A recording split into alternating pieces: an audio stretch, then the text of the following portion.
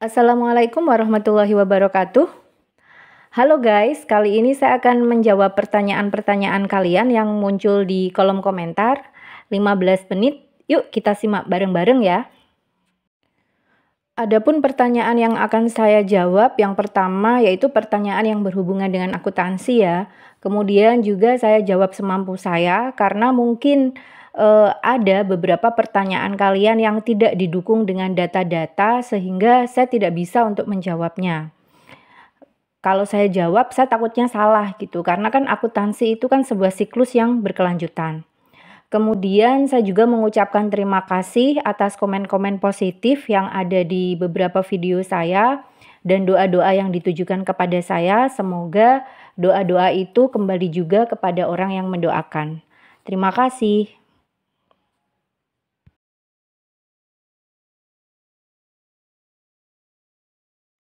Oke, pertanyaan pertama. Bu, kalau penyusutan peralatan selama tahun berjalan 1.675.000 itu gimana? Nah, ini berarti penyusutan peralatan. Dia hanya menggunakan kalimat tahun berjalan, jadi sama aja. Maka debitnya adalah beban penyusutan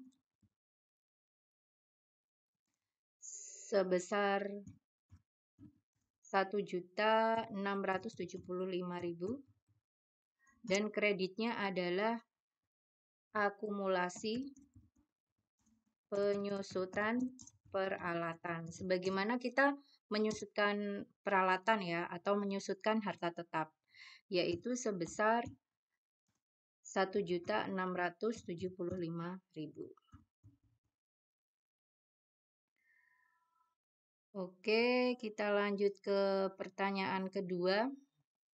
Kita cari. Gaji karyawan dan upah karyawan apakah beda? Jurnal penyesuaiannya sama. Jadi gaji dan upah, itu adalah hal yang sama. Dia hanya beda bahasa aja, beda penggunaan bahasanya aja.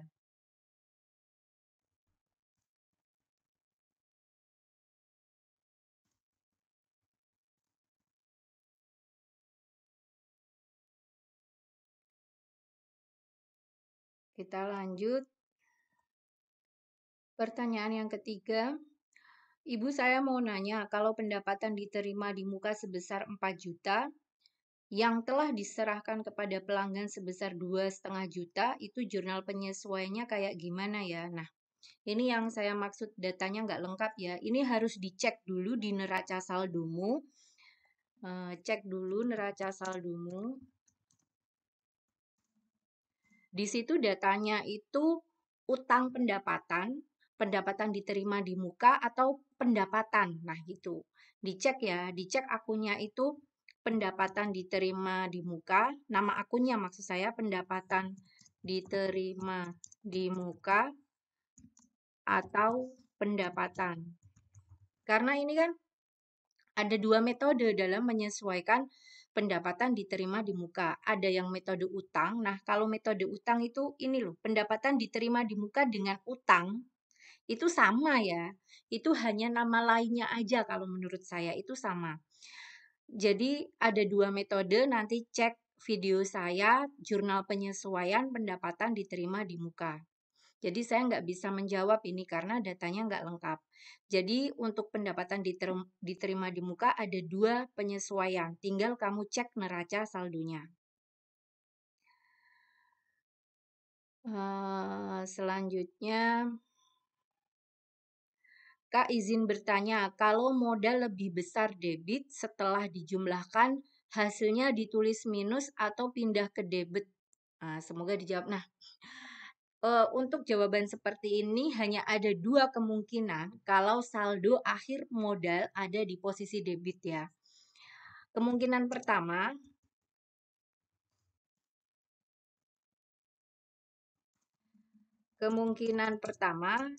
kamu salah menginput transaksi.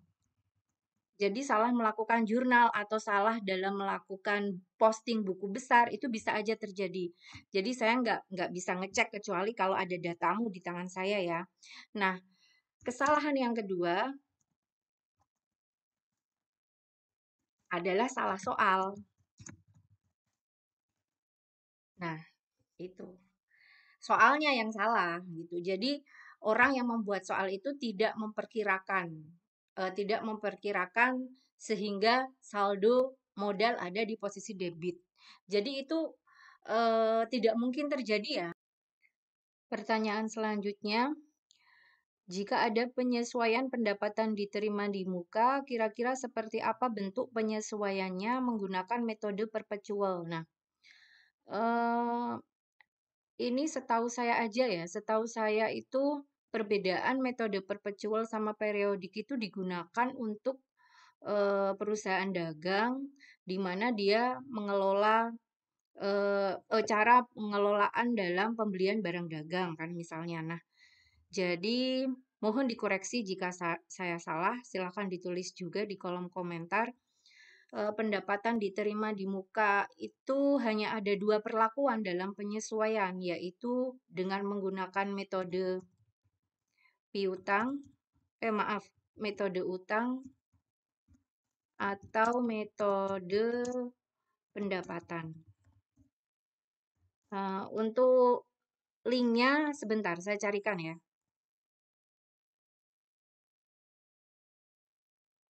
Nah, ini kayaknya udah ketemu. Nah, saya posting di sini. Ini ada bagaimana cara menyesuaikan pendapatan diterima di muka. Kita lanjut. Mau nanya dong Kak, kalau biaya perbaikan yang belum dibayar konsumen, masuknya ke piutang, tapi di neraca udah ada piutang juga. Nah, boleh dimunculkan akun piutang atau dijadiin satu, misalnya piutang konsumen A itu boleh, atau dijadiin satu sama piutang itu enggak masalah. Jadi kalau saran saya ya, masukkan saja ke akun piutang yang sudah ada. Tapi kalau mau dimunculkan akun piutang yang baru, misalnya khusus untuk piutang pendapatan, monggo. Tapi kalau saran saya, masukkan ke akun piutang yang udah ada aja. Kemudian, Ibu itu pakai aplikasi apa? Sepertinya lebih rapi dari Excel. Excel kok, saya pakai Excel.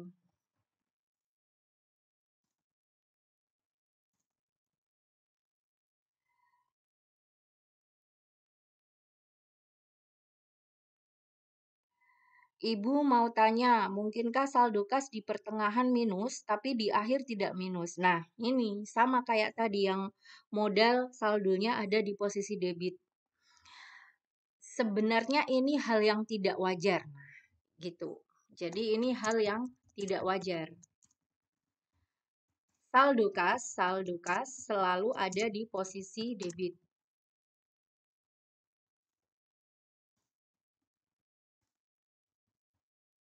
Jadi kemungkinan sekali lagi hanya ada dua. Kamu yang salah membuat jurnalnya atau salah postingnya, atau salah dalam soalnya.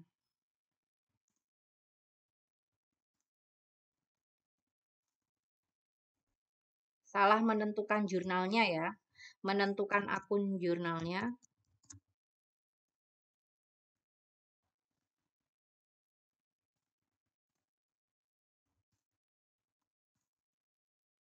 Jadi kalau kas itu kok di tengah jalan udah ketahuan kredit, dia pasti kan perusahaan mengalihkannya ke utang. Oh ini nggak bisa dibayar nih, berarti kita utang kan gitu ya. Logikanya. Tapi saya kan nggak tahu yang buat soal kan. Mungkin yang buat soal buat aja tanpa memperhitungkan posisi saldonya.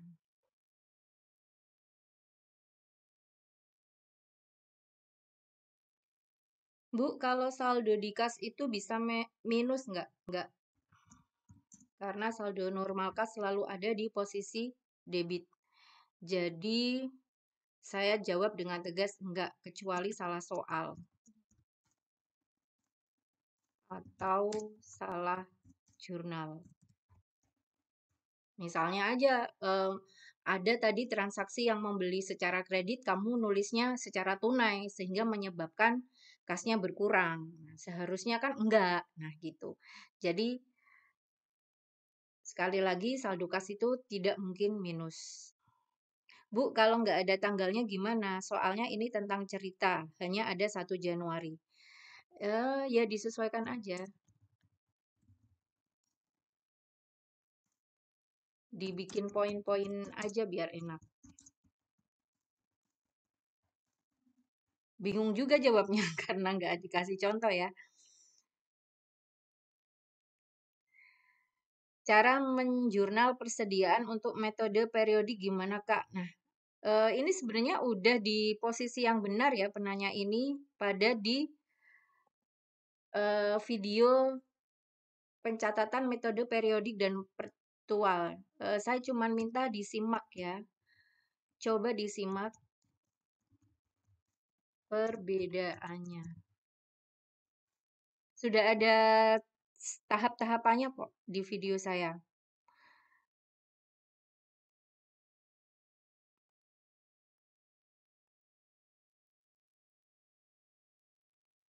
Kak, setelah laporan keuangan, langkah berikutnya apa? Menulis arus kas berikutnya bagaimana? Sudah ada tutorial saya tentang membuat arus kas. Silahkan membuat arus kas atau bisa dilanjutkan dengan membuat jurnal penutup. Jadi sebenarnya arus kas itu kan bagian ya dari laporan keuangan. Itu kalau menurut saya ya. Jadi setelah membuat laporan keuangan bisa dilanjutkan dengan membuat jurnal penutup. Dan jika ternyata ada saat membuat jurnal penyesuaian itu ada akun-akun yang perlu dibalik, itu pun perlu melakukan jurnal pembalik.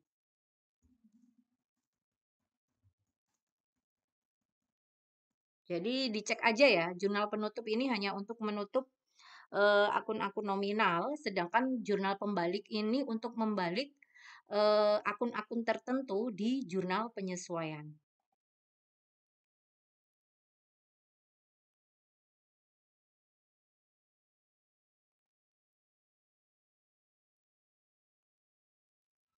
Ibu tanggal 31 akumulasi penyusutan saya. Kita beban penyusutan. Gimana bedakan ya Bu antara beban penyusutan dan akumulasi penyusutan? Sebenarnya beban penyusutan itu beban penyusutan itu masuk kategori beban. Jadi dia perlakuannya sama kayak beban yang lainnya.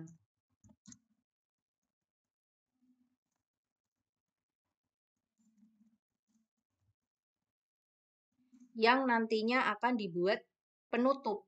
Yang nantinya akan dibuat jurnal penutup. Sedangkan kalau saya naikkan dulu. Sedangkan kalau akumulasi penyusutan itu kategorinya adalah harta, adalah akun harta yang mengurangi harta, sehingga dia nggak akan ditutup. Nah, tidak, jadi akumulasi penyusutan itu tidak memerlukan penutup atau jurnal penutup, gitu ya, itu yang membedakannya.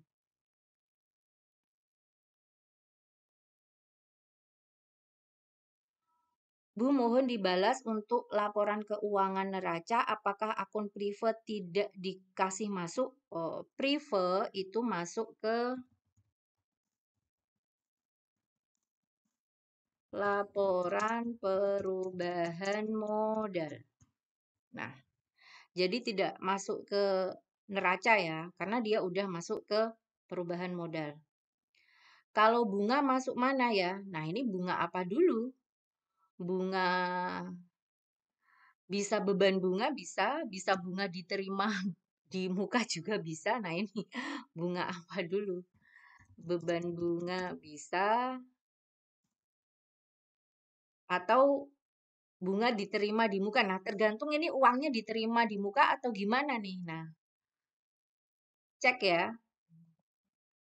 Atau silahkan di komentar lagi ini yang tanya. Ibu, kalau peralatan yang benar itu 121 atau 122?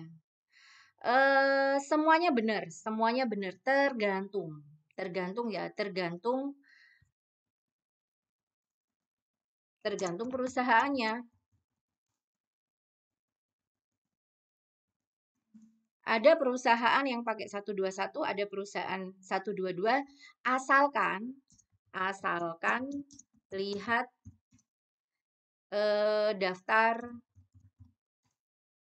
akun harta tetap. Ini misal ya. Misal hanya misal harta tetapnya hanya ada akun peralatan saja,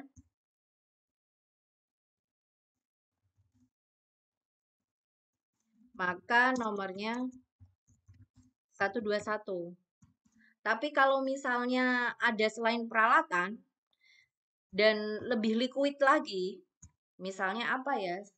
Misalnya ada yang lebih liquid dari peralatan, misalnya peralatan diurutkan setelah dia ya boleh 122.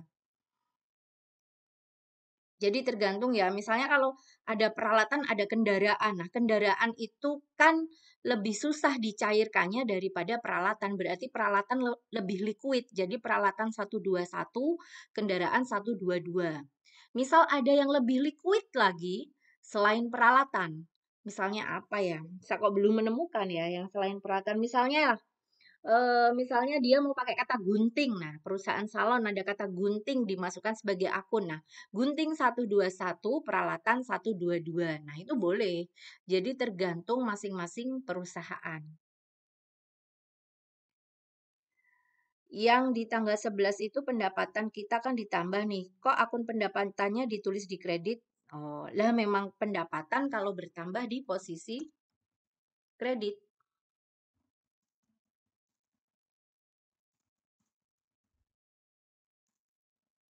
Jadi ini yang namanya balance ya.